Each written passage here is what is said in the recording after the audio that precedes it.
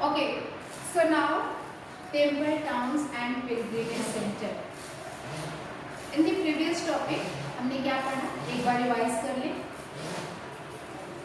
In this topic we had studied about these major important centers of trade, that is Surat, Hampi and Masulipatam. Masulipatam in Andhra, Hampi in Karnataka, Surat in Gujarat.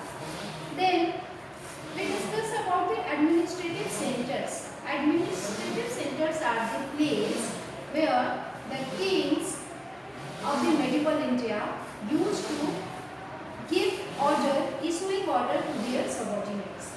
और in the present time we can say that कि जो हमारी government है, our government, जहाँ पे उनका वो अपने सबऑर्डिनेट्स को ऑर्डर दिया करते हैं, ठीक है. स्पेशली ये एडमिनिस्ट्रेटिव सेंटर्स जो होते हैं वो क्या होते हैं, जैसे कैपिटल्स वगैरह होती हैं जहाँ पे ये काम होता है. तो एडमिनिस्ट्रेटिव सेंटर में हमने तंजावुर को देखा. तंजावुर जो कि चोला की कैपिटल थी, और इस तंजावुर की इम्पोर्टेंस वहाँ की कावेरी रिवर थी. कावेरी रिवर की वजह से वहाँ पे राजराजेश्वरम टेम्पल था. राजराजेश्वरम टेम्पल का आर्किटेक्चर और वहाँ पे जो शिवलिंग है, जो शिव की वो टेम्पल है, उस जगह की वजह से, इस टेम्पल की वजह से तंजावुर जो है एक टेम्पल टाउन बना. दूसरी चीज़, तंजावुर की इम्पोर्टेंस एडमिनिस्ट्रेटिव टाउन्स में भी काउंट हुई, क्योंकि वहाँ पे मंडपास और पैलेसेस, कैपिटल था तो वहाँ पे बहुत किंग के पैलेस हुआ करते थे, और किंग के पैलेस में मंडपास और पवेलियंस हुआ करते थे जहाँ पर किंग ऑर्डर देते थे. फिर हमने देखा कि आर्किटेक्चर, ये एक जो है थर्ड पैराग्राफ में, ये कमर्शियल टाउन भी था, क्योंकि वीवर्स और आपके स्कल्पचर्स, तो ये लोग क्या करते थे, ब्रोंज आइटम्स बनाते थे. सलैया वीवर्स जो थे तंजावुर के, ये क्या करते थे, प्रोड्यूसिंग क्लोथ्स प्रोड्यूस करते थे. So this is all about. Next topic is temple towns and pilgrimage centres.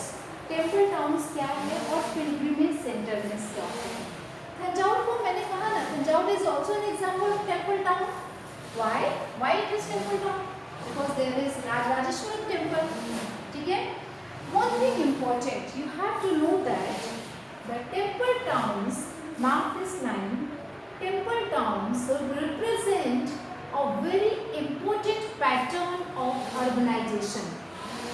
How? कैसे एक टेम्पल टाउन अर्बनाइजेशन के पैटर्न को रिप्रेजेंट करता है. Urbanization means the process by which cities develop. Urbanization मतलब जैसे सिटीज डेवलप होती है, जो तरीका होता है.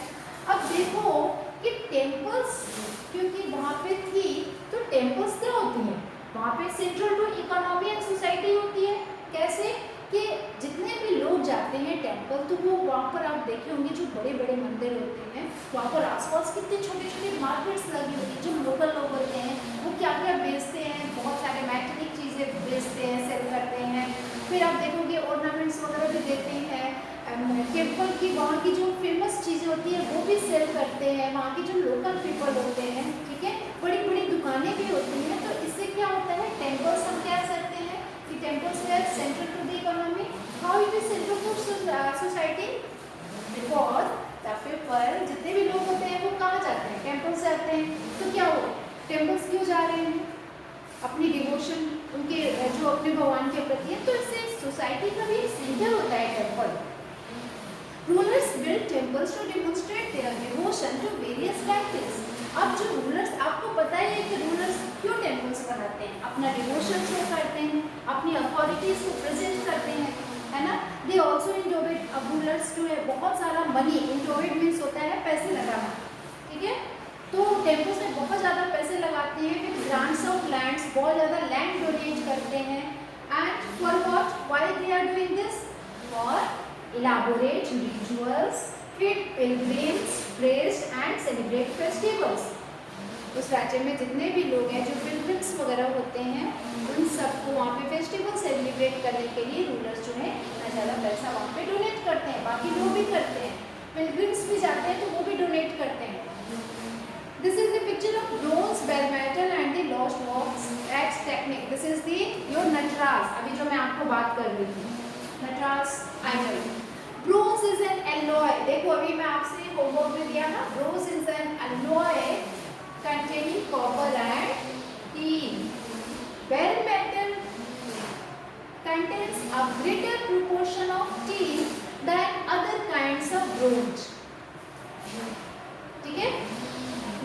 बैल घंटी वगैरह बनती है तो किसकी बनती है, ब्रोंज की बनती है, जिसमें कॉपर और टिन मिला होता है, ठीक है, और तभी वो साउंड आप देखते हो। तो इस तरह के चोला ब्रोंज स्टैचूज। अब जो ये नटराज की ये जो है ये कैसे बनती है, वेरी इंपॉर्टेंट क्वेश्चन। तो ये बनती है लॉस्ट वैक्स टेक्निक से। What is this technique? First an image was made of wax. पहले एक जो इमेज होता है उसको वैक्स से, मोम से बनाया जाता है। फिर क्या होता है, this was covered with clay and allowed to dry. फिर क्या होता है कि जो इमेज वैक्स से बनाता है फिर उसको ढक दिया जाता है। उसको कैसे ढका जाता है, with clay and allowed to, मतलब उसको मिट्टी से वैसे ही साँचा में ऊपर से ढक दिया जाता है और उसको छोड़ दिया जाता है सूखने के लिए। नेक्स्ट इट वॉज हीटेड, फिर उसको गर्म किया जाता है, जब सूख जाता है तो गर्म किया जाता है। एंड अ टिनी होल, एक होल बना दिया जाता है। तो होल बनने से क्या होता है, was made in the clay cover, the molten wax was drained out through this hole. अब जो वैक्स होती है वो पिघल जाती है होल से, है ना, गर्मी से।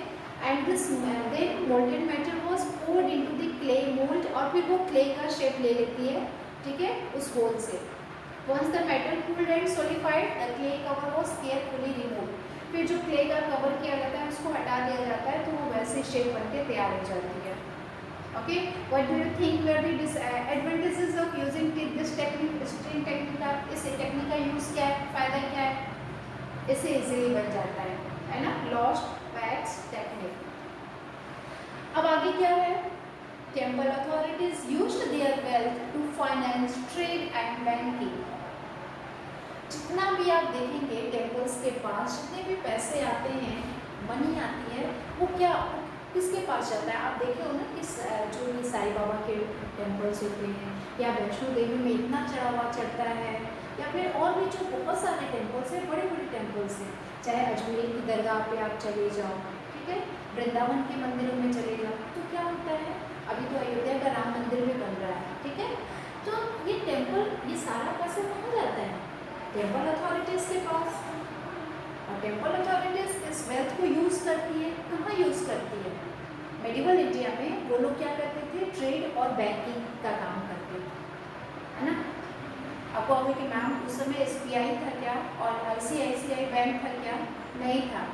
तो फिर कैसे आ गया? बैंकिंग का मतलब क्या हुआ? बैंकिंग का मतलब हुआ कि किसी को लोन देना, लोन लेना, उसके पैसे को अपने पास सेव करके रखना, ये सब बैंकिंग कहलाता है, ठीक है।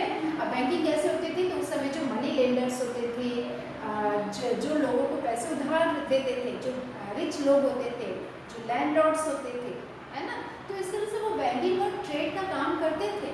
Gradually a large number of priest. अब देखो, आप ये भी देखेंगे कि टेम्पल के आसपास प्रीस्ट, वर्कर, आर्टिस्ट, ट्रेडर्स, ये सब लोग क्या होते हैं, उसके आसपास ही सेटल हो जाते हैं। और जितनी भी सेवाएं मंदिर में देनी होती है, इस तरह से क्या होता है कि 10 ग्रीव टेम्पल्स टाउन, और इस तरह से जो टेम्पल वाला एरिया है वो क्या होता है, धीरे धीरे टाउन्स के रूप में चेंज हो जाता है, डेवलप हो जाता है। कैसे होता है?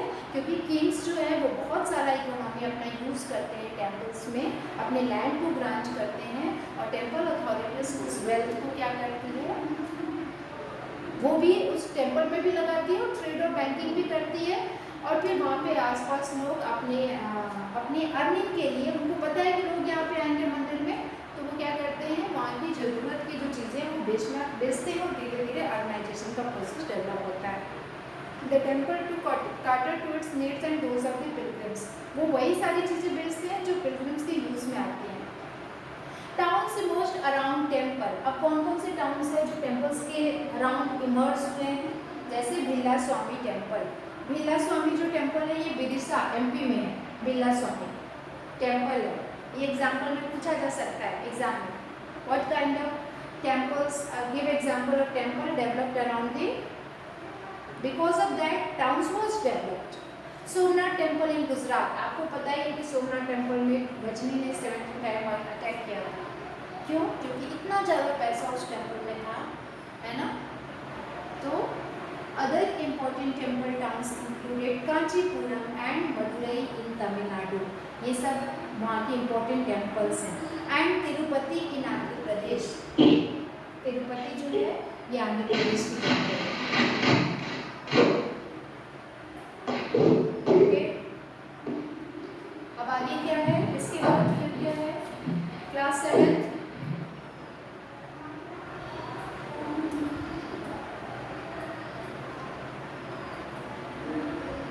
आगे ये तो हमने देख लिया कि कौन कौन से टेम्पल से जो डेवलप हो रही है टाउन के फॉर्म में। पिलग्रिमेज सेंटर का मतलब क्या होगा, what do you mean by pilgrimage centre? Pilgrimage means होता है तीर्थयात्री जो दूसरी जगह से आते हैं, रिलीजियस ट्रैवलिंग जो करते हैं, ठीक है। जैसे इंडिया के मुस्लिम्स कहाँ जाते हैं, मक्का जाते हैं, क्यों? क्योंकि मक्का उनका रिलीजियस प्लेस है, होली प्लेस है, ठीक है। तो मक्का क्या हुआ, एक पिलग्रिमेज सेंटर हुआ, also slowly developed into town state.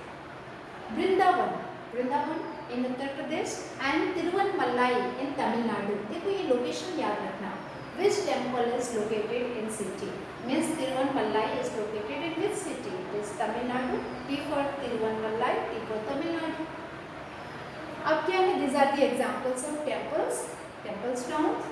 Ajmer in Rajasthan, Ajmer is, why Ajmer is famous, Khwaja Moinuddin Chishti, है ना। एंड अजमेर में एक और इम्पोर्टेंट टेम्पल है जो पूरे इंडिया में, पूरे वर्ल्ड में कहीं नहीं है। Can you tell me which temple? अभी बताना मुझे, व्हाट्सएप क्लास में बताना। Ajmer was the capital of the Chauhan king. Ajmer में किसका शासन था, हमने पढ़ा था ना, चौहान राजाओं का था 12th सेंचुरी में।